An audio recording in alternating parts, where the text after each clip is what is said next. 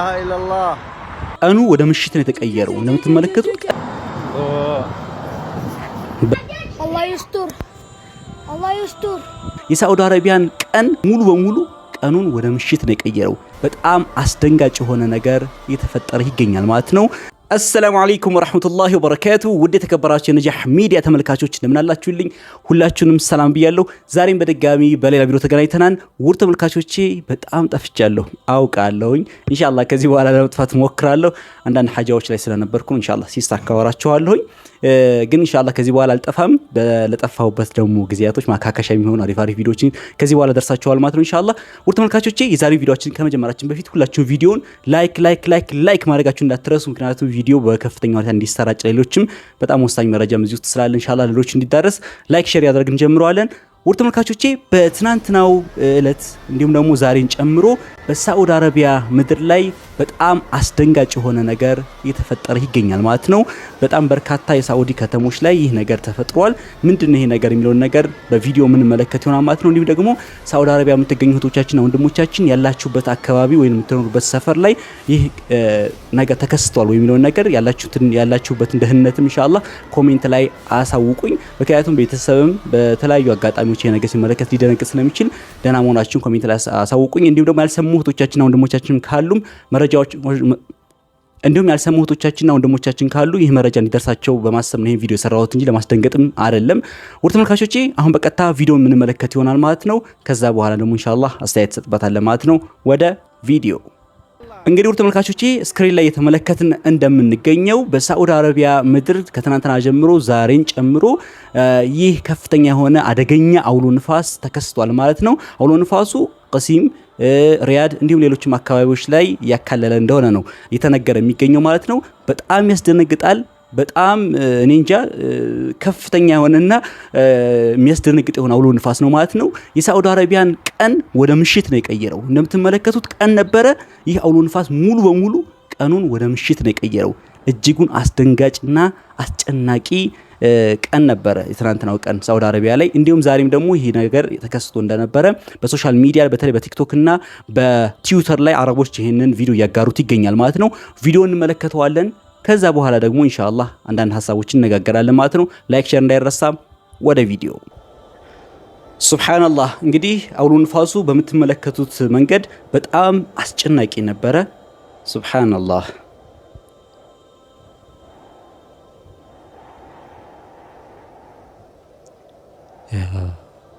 يا الله سترك يا رب الله الله الله الله الله الغبار الله والغبار جاي لا إله إلا الله هذا غبار قوي مرة إنا لله وإنا إليه راجعون لا إله إلا الله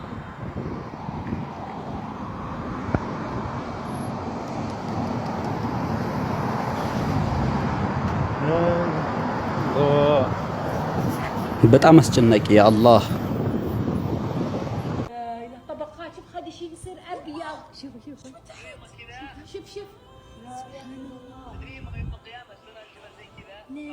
ማን ያምናል አሁን ይህ ሳዑዲ አረቢያ ነው የተከሰተው ቢባል በጣም ነው የሚያስደነግጠው ቀኑ ወደ ምሽት ነው የተቀየረው እንደምትመለከቱት ቀን የነበረው ይሄ አውሎ ንፋስ ቀጥታ መጥቶ ሌሊት አደረገው ሱብሃንአላህ ኢና ሊላሂ ወኢና ኢለይሂ ራጂዑን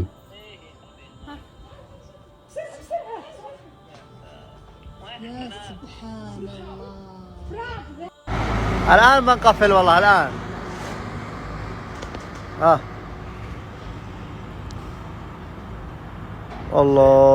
والله تمشي والله تمشي سبحان الله سبحان الله سبحان خالد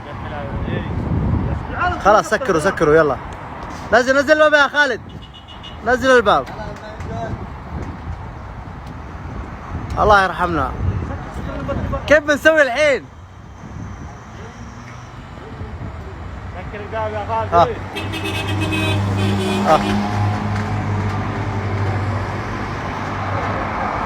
لا إله إلا الله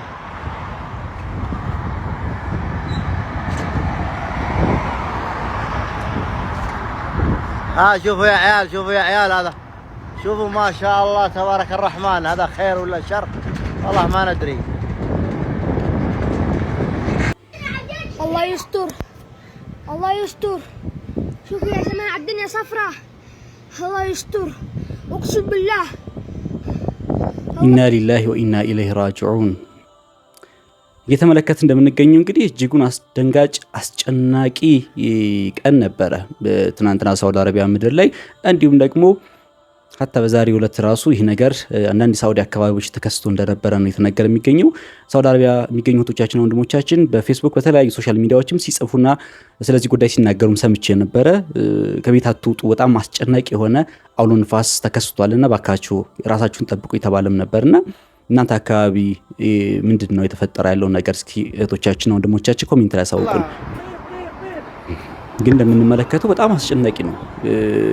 ይህ ነገር ሀገራችን ላይ ቢከሰት አስቡት ምን ያህል ነገር እንደሚያወድም ማለት ነው። በጣም ከባድ ነው።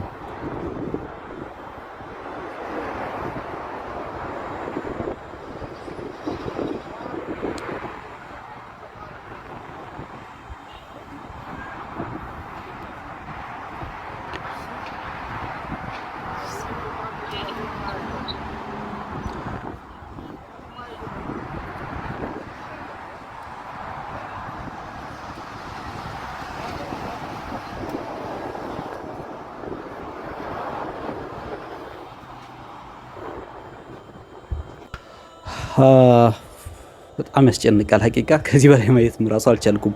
ውድ ተመልካቾች እንግዲህ እንደተመለከታችሁት ሳውዲ አረቢያ የተከሰተው ከፍተኛ አደገኛ የሆነ አውሎ ንፋስ ይህን ይመስል ነበረ።